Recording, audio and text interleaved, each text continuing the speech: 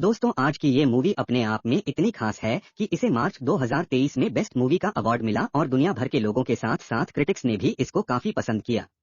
इस मूवी का कॉन्सेप्ट इतना पेचीदा और थ्रिलिंग है कि कई बार तो आप ये सोचने पर मजबूर हो जाएंगे कि आखिर ये सब हो क्या रहा है और फिर अगले ही पल आपको उस चीज में लॉजिक भी मिल जाएगा। तो दोस्तों बिना देरी किए शुरू करते हैं इस मूवी की एक्सप्लेनेशन जिसका नाम है everything everywhere all at once. लेकिन आगे बढ़ने से पहले मेरी आपसे गुजारिश है कि इस तरह की शानदार और इंटरेस्टिंग मूवीज के लिए आप हमारे चैनल को सब्सक्राइब करके नोटिफिकेशन बिल को भी दबा दें ताकि कोई भी मूवी आपसे मिस ना हो। तो चलिए अब चलते हैं मूवी की तरफ। कहानी की शुरुआत होती है एवलिन नाम की औरत से जो अपने पति वैंग बैंग, बेटी जॉय वैंग और पिता गॉन गॉन के साथ रहती है। एवलिन अपने पति के साथ मिलकर एक लॉन्ड्री बिजनेस चलाती है जिसकी हालत कुछ अच्छी नहीं चल रही होती। नहीं बिजी रहती है कि अपने पति से ठीक से बात तक नहीं करती और उससे छोटी छोटी बातों पर झगड़ा करने लगती है जिसकी वजह से उसका पति बैंक उसे डिवोर्स देने का सोच रहा होता है, लेकिन वो को परेशान देखकर ये सब उससे बोल नहीं पाता। आगे हम देखते हैं कि एवलिन के पिता गॉन गॉन का बर्थडे होने की वजह से एवलिन की बेटी लॉन्ड्री पर ही उससे मिलने आती है जिसके साथ उसके दोस्त भी होती है। उसकी दोस्त को देखकर बिल्कुल खुश नहीं होती क्योंकि उसकी बेटी जो है एक होती है और उसकी दोस्त से उसका ये चल रहा होता है, इसलिए नहीं चाहती कि उसके पिता यानी जो है कि नाना को इसके बारे में पता चले। वो सोचती है कि अगर उसके पिता को ये सब पता चला तो जो है उनकी नजरों में गिर जाएगी, इसलिए अपनी बेटी की खातिर वो इस राज को अपने पिता से छुपा कर रखती है। वही हम देखते हैं कि जय को अपनी माँ की ये बात बिल्कुल पसंद नहीं आती क्योंकि वो अक्सर उसको उसके दोस्त से मिलने से मना करती रहती है। आगे हम देखते हैं कि लॉन्ड्री बिजनेस ठीक से ना चलने की वजह से उसके ऊपर टैक्स डिपार्टमेंट की एक ऑडिट चल रही होती है। इन अपने पति के साथ मिलकर जरूरी कागजों को तैयार कर रही होती है। इसके बाद बैंक, एवलिन और गोंगागोंग मिलकर उन कागजों को जमा करने टैक्स डिपार्टमेंट के दफ्तर जाते हैं जहां वो तीनों लिफ्ट में होते हैं। तो अचानक बैंक थोड़ा अजीब सा बर्ताव करने लगता है। ऐसा लगता है कि जैसे उसके अंदर किसी की आत्मा आ गई हो।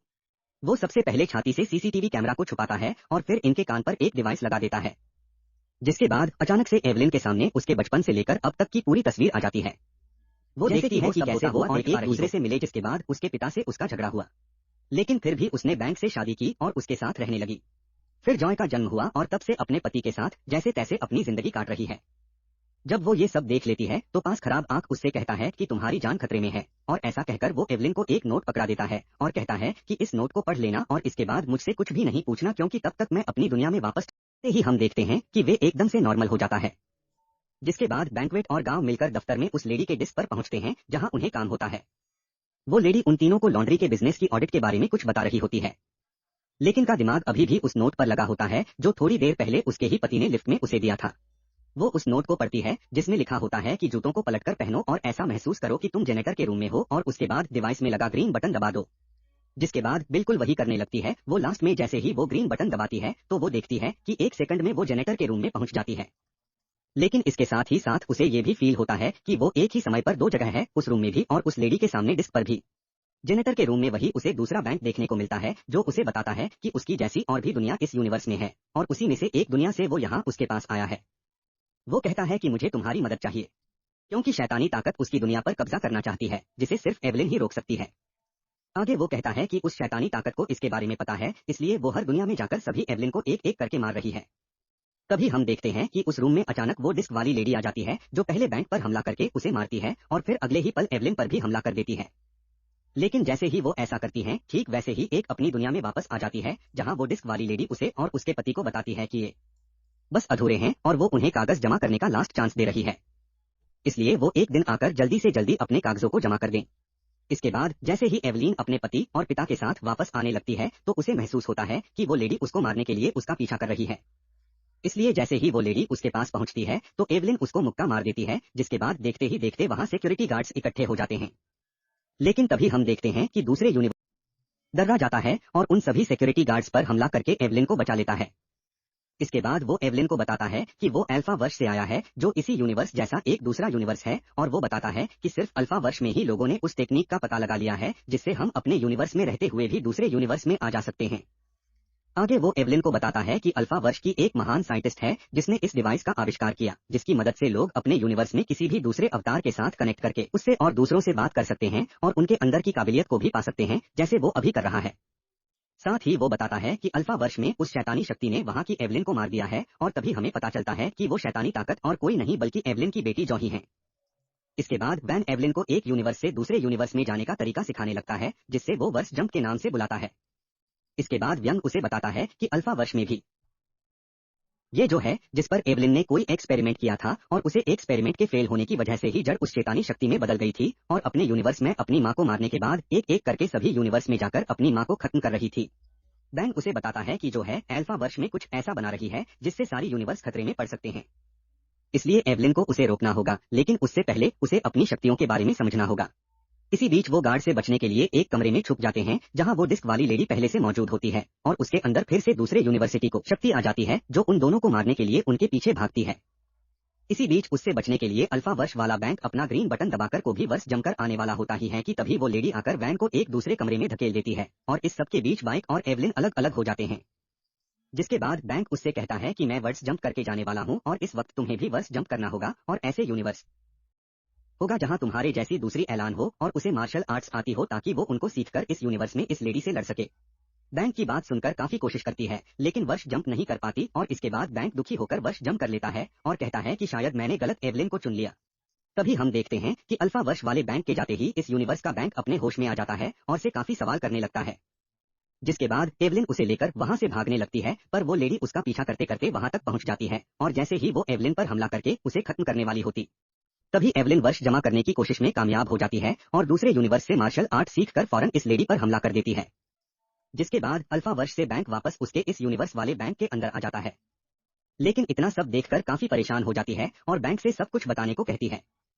बैंक उससे कहता है कि अल्फा वर्ष में वो और एवलिन मिलकर कई सारे बच्चों को वर्जन करना सिखाते थे। वाली एवलिन ने देखा कि उसकी बेटी जड़ के अंदर वर्जन करने की क्षमता दूसरे बच्चों की तुलना में काफी ज्यादा है, इसलिए वो अपनी बेटी पर एक्सपेरिमेंट करती है लेकिन वो एक्सपेरिमेंट फेल हो जाता है और उसकी बेटी का दिमाग अलग अलग यूनिवर्स में जंप करने की वजह से बिखर जाता है। जिसके बाद उसके अंदर इमोशंस खत्म हो जाते हैं और उसके अंदर किसी भी यूनिवर्स में बिना डिवाइस के आने जाने की काबिलियत आ जाती है।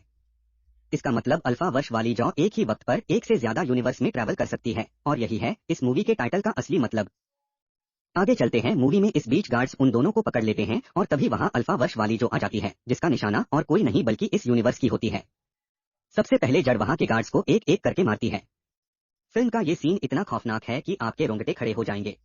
दोस्तों इस बीच दूसरी यूनिवर्सिटी में जमकर के मार्शल आर्ट्स वाली पावर लाने की कोशिश करती है लेकिन घबराहट में वो एक ऐसे यूनिवर्स में पहुंच जाती है जहां हाथों की उंगलियां बड़ी बड़ी होती है और उस यूनिवर्स में डिस्क वाली लेडी उसकी बेस्ट फ्रेंड होती है।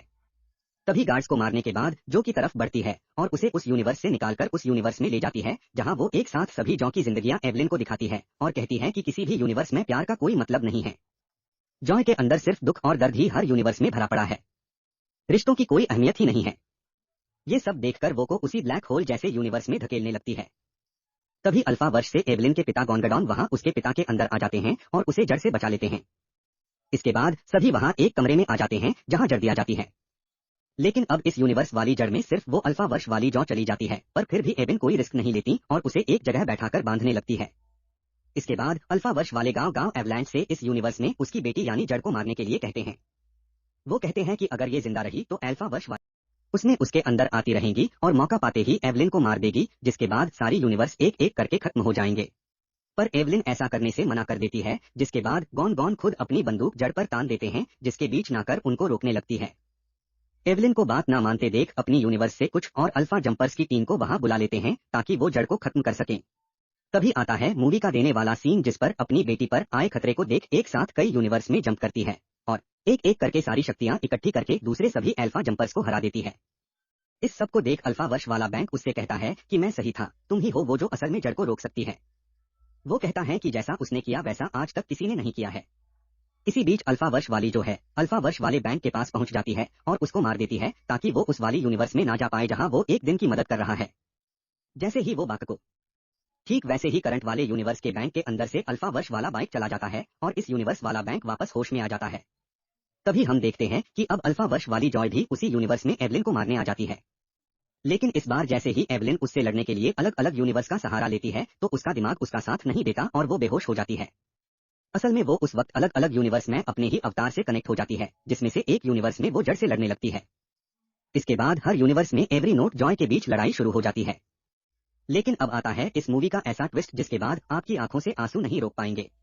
दरअसल अभी तक सभी को ये लग रहा था कि अल्फा वाली जॉ एवलिन को मारना चाहती है, जबकि लड़ाई के बीच वो एवलिन को बताती है कि मैंने हर यूनिवर्स में अपनी माँ को देखा है, लेकिन तुम सबसे अलग हो। हालांकि मेरी माँ सभी यूनिवर्स में दुखी और परेशान ही है और मुझे सुनना पसंद नहीं करती, लेकिन तुम उनके जैसी नहीं हो। रिवर्स की जड़ की फिक्र है, इसलिए मैं बस ये चाहती हूँ कि तुम मेरे साथ मेरे बनाए हुए यूनिवर्स में चलो और मेरे साथ रहो। अल्फा वर्ष वाली जॉय की बातें सुनकर उस यूनिवर्स की तरफ बढ़ने लगती है जहां अल्फा वर्ष वाली जॉय उसे अपने साथ रहने का बोल रही होती है।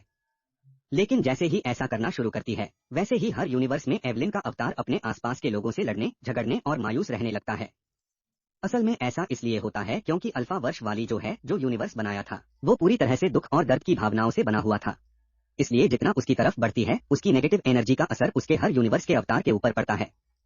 इसी बीच असल दुनिया में गांव के बर्थडे पार्टी में अचानक वो डिस्क वाली महिला अपने घास को लेकर पहुंच जाती है। लेकिन इस दुनिया का वैन उससे बात करने लगता है और डॉक्यूमेंट्स जमा करने के लिए थोड़ा और वक्त मांग लेता है। जिसके बाद वो लेडी उस पर दया करके थोड़ा और टाइम दे देती है। इसके बाद उस दुनिया की इनको अच्छा महसूस हो, जिसके साथ ही साथ हर यूनिवर्सिटी एवलिन अब अच्छा महसूस करने लगती है।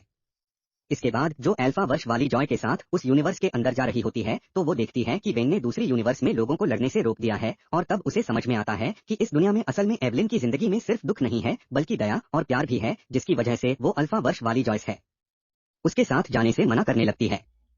जिसके बाद अल्फा वर्ष वाली जो करेंट यूनिवर्स में उस ब्लैक होल जैसे यूनिवर्स के वॉल को एक्टिव कर देती है, जिसके बाद सभी लोग उसके अंदर एक एक कर खींचने लगते हैं। असल में ये ब्लैक होल उनको खींच रहा होता है जिसके अंदर दुख और दर्द की भावना होती है। इसलिए वैन समझ जाती है कि अगर वो सभी के अंदर पॉजिटिव चेंज ले आती है या उन्हें अच्छा महसूस करवा देती है तो उनकी सोच बदल जाएगी और कोई भी उस ब्लैक होल में नहीं जाएगा। वो ऐसा करने में कामयाब हो जाती है, जिसके बाद सभी खींचे हुए लोग अपने अपने यूनिवर्स में वापस जाने लगते हैं और लास्ट में एवलिन को अपनी आर का ख्याल आता है। जो अल्फा वर्ष वाली जो होती है वो उसे रोकने के लिए उसके दिमाग का इस्तेमाल करती है। वो जानती थी कि उसकी बेटी को अच्छा महसूस करवाने के लिए उसे किसी दूसरे यूनिवर्स में जाकर अपनी बेटी को ये समझाना होगा कि वो उसे अच्छी तरह से समझती है और उसकी फिक्र करती है। इसलिए वो फौरन वर्ष जम करके उस यूनिवर्स में चली जाती है जहां वो अपनी बेटी जड़ से बात कर सके। वहां वो देखती है कि जड़ उसको बुरा भला बोल रही है कि आप मेरी कभी भी नहीं सुनती और ना मुझे समझती है, लेकिन तभी उसे बोलती है कि चाहे वो किसी भी दुनिया में हो लेकिन अपनी बेटी को अच्छी तरह समझती है और उसकी फिक्र करती है, और यही वजह है कि वो अपनी बेटी को कुछ कामों को करने से रोकती है क्योंकि वो अपनी बेटी से बहुत प्यार करती है। ऐसा सुनकर जो है अपनी माँ को गले लगा लेती है और अच्छा महसूस करने लगती है। उसके अच्छा महसूस करते ही करंट यूनिवर्स में असल वाली जॉय के अंदर से अल्फा वर्ष वाली जॉय उस ब्लैक होल के अंदर चली जाती है और रह जाती हैं सिर्फ और उसकी बेटी जॉय। और इसी साथ इस मूवी का होता है देन। दोस्तों, मूवी की कहानी से हमें समझ में आता है कि क्यों ये मूवी एक ऑस्कर विनिंग मूवी बनी और क्यों दुनिया भर के लोगों ने इस मूवी को इतना पसंद किया। दोस्तों, टाइम टेबल कॉन्सेप्ट के साथ इमोशन और स्टोरी को कैरी करके इतनी उम्दा पेशकश वाकई में काबिले तारीफ है।